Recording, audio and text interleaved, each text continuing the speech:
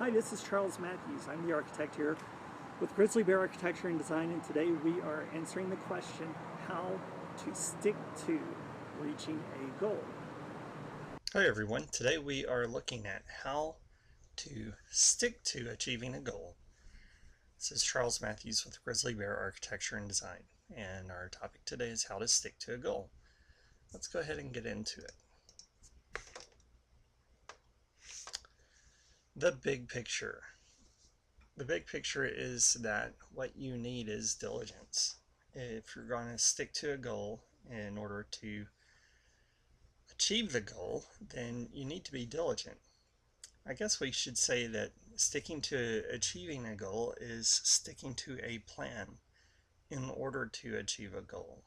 Now, that requires that a person is diligent, and there's a verse in the Bible that says, "Diligence is man's precious possession." Think about what is it that you could achieve if you were diligent. So if you were diligent, what kinds of things could you achieve? Now, we are definitely looking at this as it's not what can you do to fight against procrastination, which would be the enemy of diligence, but rather what can we do to stick to achieving a goal, or what can we do to be diligent? Well, things that I've found are the following. You need to establish what's called a minimum daily requirement. We'll abbreviate it as MDR. And the minimum daily requirement is basically the smallest thing that you could do that could push you toward achieving your goal. And I've heard other people talk about it in terms of if they're trying to establish a habit like flossing, they'll do it by way of setting a goal of flossing just one tooth. And if usually what happens is they floss that one tooth and then they keep on going to the other teeth as well. But the whole point here is to establish a habit. And from what I understand, what I've been able to gather, you can establish a habit pattern if you have done so at 10 different times on a regular basis consistently. And um, so doing something for, say, a week and a half, a little bit less uh, than 10 days, or I'm sorry, that would be 10 days. But if you establish a habit, that will go a long way toward helping you, because it will it, it will help propel you and push you forward if you have a habit. A habit would be like tying your shoes. Nobody really thinks that much about tying their shoes, but everybody had to learn that, and it's a skill, and it's something that you have to do on a daily basis. And so if you establish the ridiculously easy threshold of of doing one thing per day that would help you to achieve whatever it is, then you can reach it. The minimum daily requirement: 10 tries, one tooth, one sentence if you're writing, one rep if you're exercising. It could also be like 1 minute if you're doing jogging or running or exercising on a trampoline. It could be one sit up. And yet you need to establish one basic threshold uh, item. Okay, so next we look at establishing a target goal.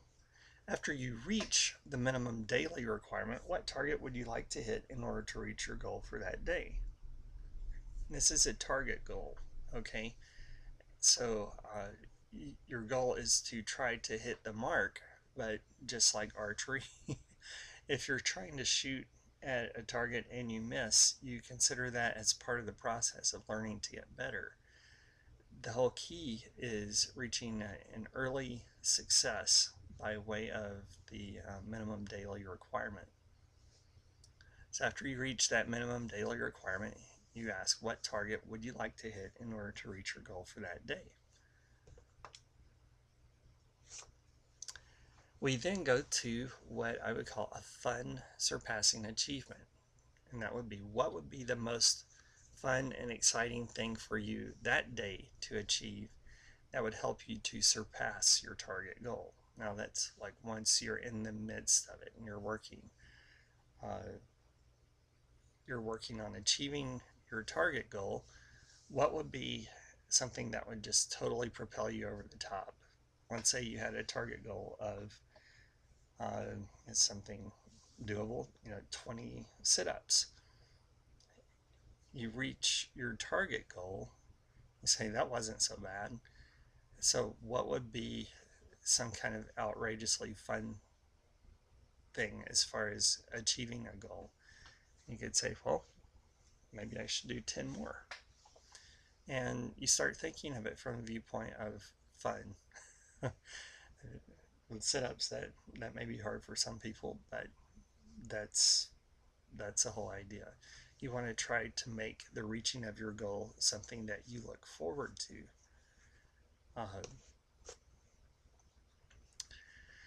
And finally, we get to the whole idea of slowing down.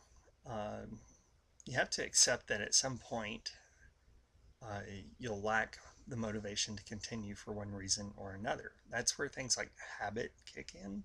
That's also where things like outward accountability can kick in.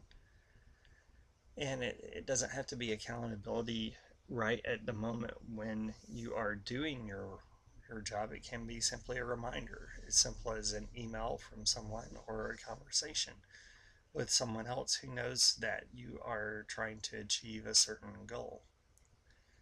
So you have to accept that at some point you'll lack the motivation to continue for one reason or another. And this is going to be a slowdown.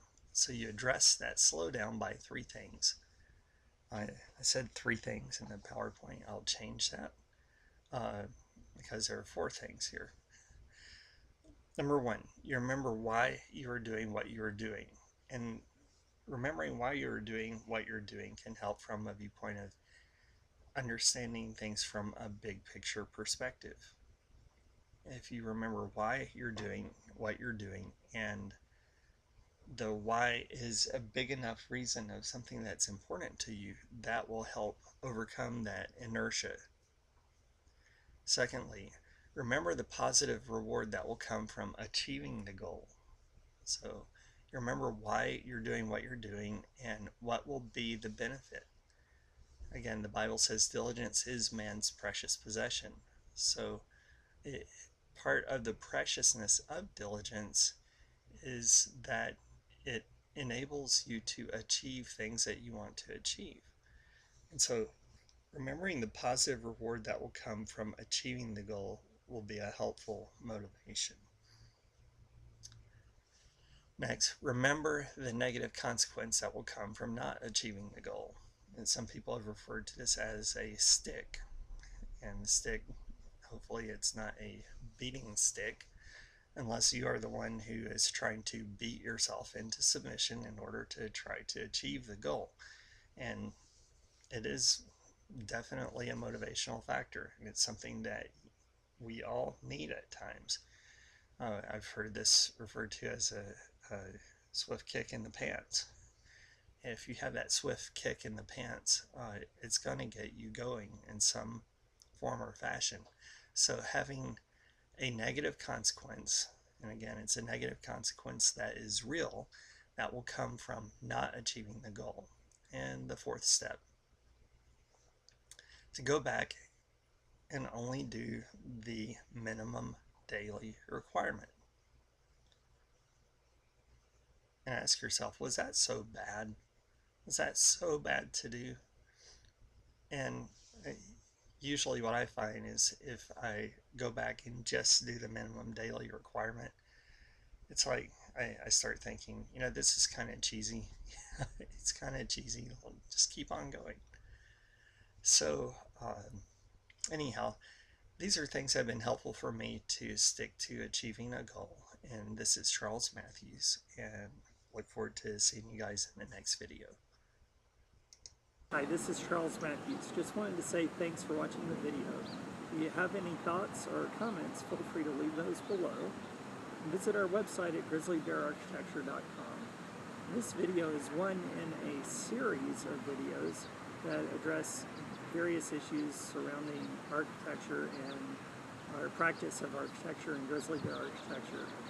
And if you have any thoughts or comments, I'd really appreciate those. Thanks.